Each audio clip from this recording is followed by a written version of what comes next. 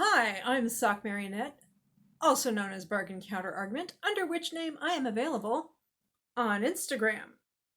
I'm a middle-aged lady in a tiara talking about books, libraries, and related topics. Today, it's the most consistent feature on the channel, Book Unhaul, and I'm unhauling books because they're going back to the library. This time it's almost all mysteries, except for a few that I'm going to do at the end.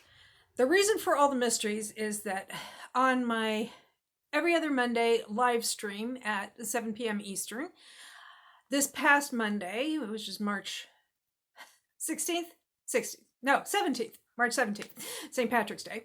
So what I've been doing for several weeks on Book Talk with Sock, which is what I call those live streams, as they are discussions, not sprints, but just discussions. We've been talking about getting into a new genre. What are some books people would recommend or want to try if they're considering getting into a new genre or subgenre of fiction? So far, we've done 2 episodes devoted to fantasy and subgenres, and one that was paranormal, which I'd like to go back and revisit paranormal at some point, because I think there's, by paranormal I mean specifically paranormal romance, but paranormal in general, because I think there's a lot there to talk about, and I've been getting into it lately too, so I would like to discuss it some more, when we get a chance.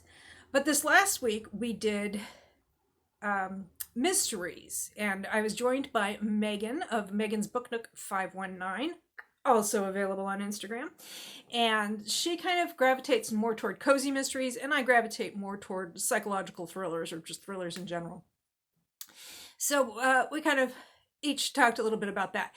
Now, I checked out a whole bunch of books to show on screen, so I'd have something to hold up for the camera. And I didn't read all of them, because I'd read them recently enough that I felt confident about recommending them without having to reread them. But I still wanted to have something for show and tell purposes. So one is that I think if you want to get into a new genre, a good way to do that is to maybe try picking up a middle grade or YA. I didn't have any middle grade recs, but I did have YA, and that is The Naturals by Jennifer Lynn Barnes. This is the first book of 4. And this is the quote up here says that it's like Criminal Minds for the YA world. So, however, there is a kind of a paranormal aspect to it as well, in that they seem to have these gifts that are borderline paranormal. Like, they're really, really good at certain things, like to the point where maybe there's a little bit extra there, like a little bit of an ESPN, a little bit of ESPN, yeah, they really like their Sports Center, where they maybe have a little bit of ESP going on. So I enjoyed these, and I think it does a good job of answering the question of where are the adults in this situation? Why are these teenagers running around solving crimes and putting themselves in danger? Well, the answer is basically because their government is exploiting them. Good stuff. I enjoyed it. Another one that I read and didn't feel the need to reread, but could recommend, although your mileage may vary, of course, is Gone Girl by Gillian Flynn. Or perhaps it's Gillian Flynn. I'm not sure. I really like this one. Not everybody did. It was made into... One reason I think it might be good to get into is that actually I think the film adaptation is very good. It was directed by David Fincher and stars Ben Affleck, Rosamund Pike, Neil Patrick Harris, and Tyler Perry in a serious role. And I really liked it, and that movie is really good too. So if you maybe want to try a good sort of semi-modern, I think it's been out for over 10 years now, thriller, and you don't want to necessarily read a book, this looks like it's very long, but it's the large print edition, so it's not quite that long, but you can watch the movie, which is a long movie. I think it's over 2 hours long, and that'll give you an idea of whether or not that's something you want to pursue in a more literary format. That is to say, written down. Okay, this is another thriller that I read. Oh my gosh, that I recommended. Well, I was actually not recommending this specific thriller, this specific book, but rather the author. And when I was looking for books by her to show up on camera, I realized that I found one that just came out that I haven't read yet, and that is Frida McFadden, The Crash. I don't think this is her, well, best is a relative term. It's kind of like what, with Frida McFadden, it's kind of like, what do you respond to? In terms of thrillers, I think these are fast-paced, fun reads, at least for me. And the clues don't necessarily add up, but I'm not bothered about it. But if you're somebody who is bothered by that sort of thing, maybe she's not the writer for you. I really enjoyed this. It's not my favorite by her, but I still had a good time. And very quickly, too. And let's see. Then this one, Wrong Place, Wrong Time by Gillian McAllister, or perhaps Gillian McAllister, is kind of like a thriller that's Groundhog Day. This woman witnesses her teenage son committing a crime, and she calls the police because, you know, what else is she going to do? And she wakes up the next morning and she's like, oh my God, I saw my son commit this crime. I had to call the police. What is going to happen to my son? What is going to happen to me? What is going to happen to our family? Only it's the morning of the day before. The crime hasn't happened yet. So, Groundhog Day thriller. I really liked it. And I am going to read more from her, and I believe she has a new book out, but I haven't gotten my hands on it yet. So, and another one that I read but remembered fairly well enough to recommend it, is a more lighthearted piece called The Mysterious Case of the Alberton Angels by Janice Hallett. It's still kind of heavy because it does involve, you know, heavy topics, people becoming parents when they're not really ready to, and there's some misdirection about that, but it's good. And this is a fun one because if you look, again, I was moving books and stuff around earlier, and now it's like really dusty, and my nose is just like, I'm gonna kiss all the fools. Anyway, it's told in various formats. Here we have a transcript of, I think, a police interview. We have a bunch of emails. We have, I saw it, a script from a documentary. So it's got that kind of stuff. And if you enjoy those kinds of books, these are fun. She wrote two others, the Twyford Code and The Appeal, which are told in similar formats. Good stuff. And now here was one that I wanted to reread before I recommended it, and I was just going to skim through it, flip through it, but I actually ended up getting very gripped, and I sat down and I read it all the way through, and that is A Sight for Sore Eyes by Ruth Rendell. This is a standalone by her. It is a psychological thriller with minimal police involvement, which contrasts with From Dune with Death, also by Ruth Rendell. This is her first published novel, and it is the first Inspector Wexford novel. She went on to write, I think, over 30 books about Wexford.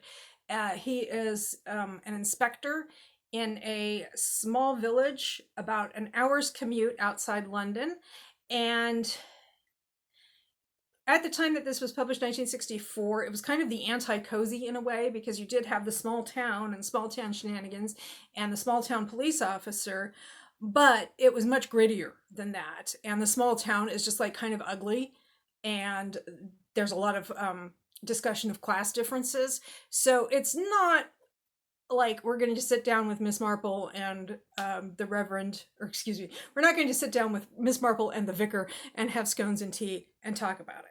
In fact, this is an edition that was published much later. There's an afterword in which Ruth Rendell talks about how much she did not like Agatha Christie's work. So,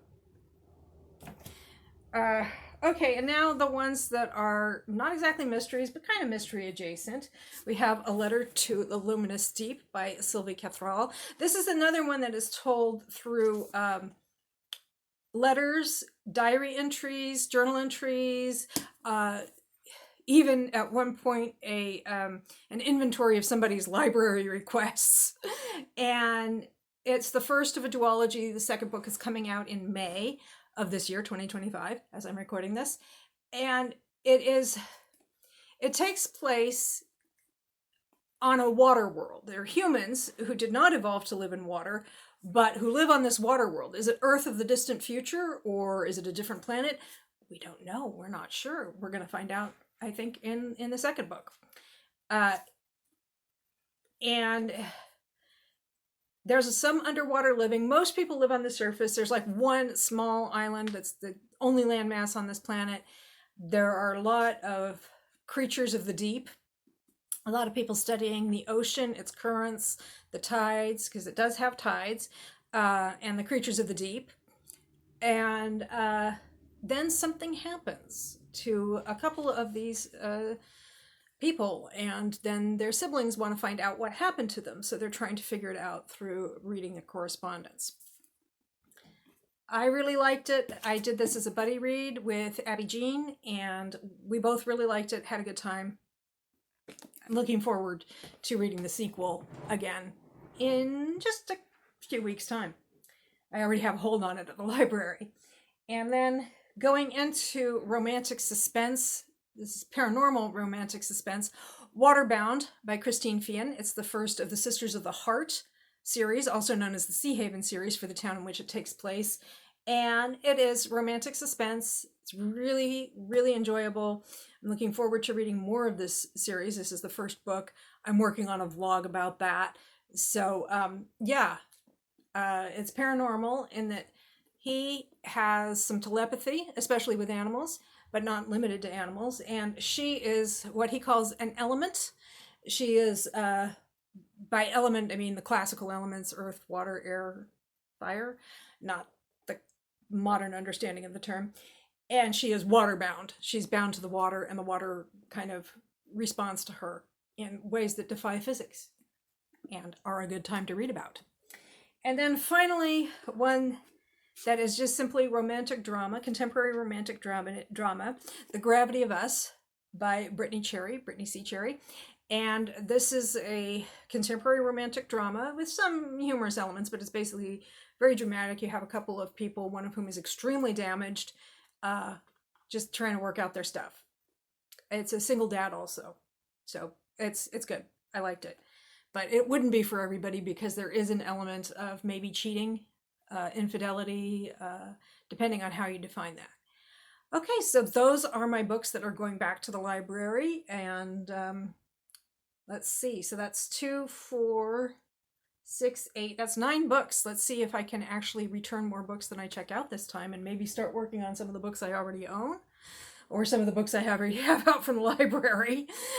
So thank you for your attention. So feel free to comment, share, like, subscribe, or don't. I am not the boss of you. And I hope you have a good day or night.